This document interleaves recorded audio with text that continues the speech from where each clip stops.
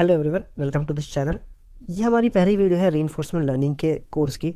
और इस वीडियो में हम रीइंफोर्समेंट लर्निंग का मतलब समझेंगे, कुछ रियल लाइफ एग्जांपल्स देखेंगे और बाकी टाइप्स ऑफ मशीन लर्निंग से कैसे अलग है ये भी देखेंगे। So let's start. अब मैं आपको एक सिंपल एंड शॉर्ट डेफिनेशन दिखाता हूँ रीइंफोर्समेंट लर्निंग की। वो ये है कि reinforcement learning is a type of machine learning where an agent learns to make decisions by interacting with its environment. इस डेफिनेशन को समझने से पहले मैं आपको एक रिवीजन दे देता हूँ तीन टाइप ऑफ मशीन लर्निंग की। अब आपको पता है कि मशीन लर्निंग तीन कैटेगरीज में डिवाइडेड है। पहली है सुपरवाइज लर्निंग, सेकंड है अनसुपरवाइज लर्निंग एंड थर्ड है रीइंफोर्समेंट लर्निंग। सुपरवाइज लर्निंग में हमारे पास एक लेबल डेटा होता है जिसमें इनपुट फील्ड्स होती है और एक आउटपुट फील्ड होती है। हमारा मोटिव ये होता है कि गिवन एनी इनपुट मुझे आउटपुट प्रिडिक्ट करना है। तो ये मैं करता हूँ एक मैथमेटिकल फंक्शन बना के। इस फंक्शन में मैं कोई भी इनपुट दूँ, उसके बेसिस पे एक प्रिडिक्टेड आउटपुट निकलता है। और हमारा बिल्कुल सोल मोटिव ये होता है कि हम किसी ना किसी तरीके से ये जो प्रिडिक्टेड आउटपुट निकला है वो ओरिजिनल आउटपुट के करीब हो। हमारा ये मोटिव होता है। बट अनसुपरवाइज लर्निंग में हमारे पास अनलेबल्ड डेटा होता है, तो देर आर नो लेबल्स, कोई लेबल्स नहीं है यहाँ पे। सो देर इज़ नो आउटपुट, कोई आउटपुट भी नहीं है यहाँ पर। हमारा यहाँ पर मोटिव होता है कि हम या तो इसके पैटर्न फाइंड आउट करें या इसका जो अंडरलाइंग स्ट्रक्चर है वो हम फाइंड आउट करें। कभी कभी हम क्लस्टरिंग करते हैं या कभी कभी हम डायमेंशनलिटी रिडक्शन भी करते हैं। रीइंफोर्समेंट लर्निंग इन दोनों टाइप ऑफ मशीन लर्निंग से बहुत अलग है। इसमें हमारे पास कोई भी प्री डिफाइंड डेटा सेट नहीं होता। हमारे पास एक एजेंट होता है, वो इन्वायरमेंट से इंटरेक्ट करता है। इन्वायरमेंट से इंटरेक्ट करके उसको एक फीडबैक मिलता है। एजेंट उस फीडबैक से कुछ सीखता है और एक एक्शन लेता है। बट ये एक्शन इस टाइम एक इम्प्रूव्ड एक्शन होता है जो उसने पुराने फीडबैक से सीखा हुआ होता है।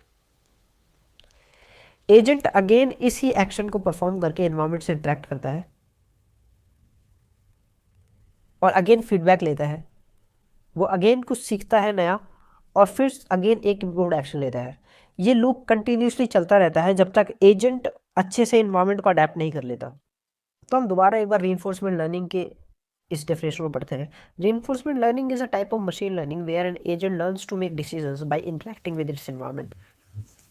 तो इन शॉर्ट में बात करूं तो हमारे पास एक एजेंट है, वो एनवायरनमेंट से इंटरेक्ट करता है, फीडबैक लेता है और फिर अपने डिसीजन मेकिंग को स्ट्रॉन्ग करता है।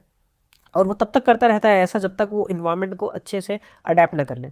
This is the only definition you need to know about reinforcement learning.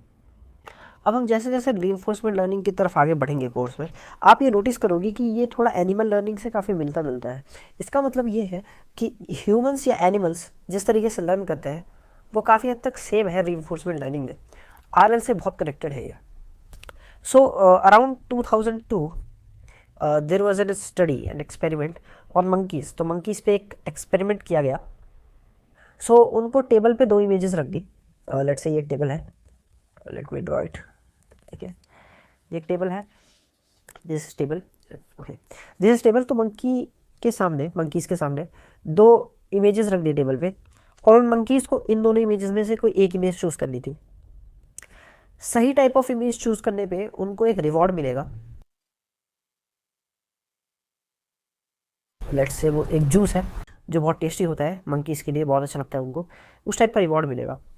तो स्टार्टिंग में साइंटिस्ट लोगों ने नोटिस किया कि मंकीज़ बहुत ज़्यादा रैंडम चूज़ करने लगे। स्टार्टिंग में मंकीज़ ने एकदम रैंडम इमेजेस चूज़ करने स्टार्ट करी। लेकिन जैसे जैसे टाइम बीता, जैसे एक दिन हो गया, 2 दिन हो गया, 3 दिन हो गया, 4 दिन हो गया, धीरे धीरे टाइम बीतते बीतते मंकीज़ ने वही इमेजेस चूज़ करी, उसी टाइप की सिमिलर इमेजेस चूज़ करी जिसमें उनको रिवॉर्ड मिलता था। इसका मतलब है वो मंकीज़ ने अपना माइंडसेट इस तरीके से बना लिया कि वो रिवॉर्ड को मैक्सिमाइज करना चाहते थे, वो रिवॉर्ड मैक्सिंग कर रहे थे। सो अगर मैं इसको आरएल से कनेक्ट करूँ, मतलब रीइंफोर्समेंट लर्निंग से अगर मैं इसको कनेक्ट करूँ, तो आप ये नोटिस करोगे कि मंकी इधर क्या है, एजेंट से ही तो है। और ये जो इमेजेस हैं वो एक इन्वायरमेंट है। सॉरी मेरी राइटिंग थोड़ी ख़राब है, बट आई होप कि आपको समझ में आ रहा होगा कि मैं क्या कहना चाह रहा हूँ। मंकी एजेंट है यहाँ पर, इमेजेस इन्वायरमेंट है और जो हमें फीडबैक मिल रहा है वो जूस के रूप में मिल रहा है। देन वो फीडबैक मंकी को वापस मिलता है और मंकी को रियलाइज़ होता है कि यार इससे पहले जो मैंने इमेजेस चूज़ की थी वो उसमें भी रिवॉर्ड मिला था मुझे, और इस टाइप ये जो इमेजेस है ये भी उसी टाइप की तरह दिख रही है, तो इसमें भी रिवॉर्ड मिलेगा। इसी वजह से मंकी उसी इमेज को चूज़ करता है। तो इस बार इसने पुराने फीडबैक से कुछ सीखा और नए इमेजेस के ऊपर उसने इम्प्लीमेंट किया, एक इम्प्रूव्ड एक्शन लिया, जिससे कि वो इस इन्वायरमेंट में अच्छे से अडेप्ट कर पाया। और इस इन्वायरमेंट में जितनी इमेजेस दिखाई गई वो उन इमेजेस में से मैक्स रिवॉर्ड जिसमें मिले, मतलब या फिर है जिसमें सबसे ज़्यादा उसको हर इमेज चूज़ करने पे जो जूस मिल रहा था वो हर बार उसने वही इमेजेस चूज़ की। अब हम देखते हैं रीइंफोर्समेंट लर्निंग के थोड़े real life examples. Reinforcement learning industry में कई जगह यूज़ होता है। सबसे पहला आपने देखा ही होगा, कई जगह रोबोटिक्स में बहुत ज़्यादा यूज़ होता है। सो रोबोटिक्स में इस तरीके से यूज़ होता है कि हम रोबोट्स को वॉक करना सिखाते हैं, कभी कभी हम फुटबॉल खेलना भी सिखाते हैं रोबोट्स को। जनरली कोई ऑब्जेक्ट है उसको किस तरीके से हाथों में पकड़ना है वो सब भी हम रीइंफोर्समेंट लर्निंग के थ्रू ही सिखाते हैं। सो रोबोटिक्स में इसका बहुत यूज़ है।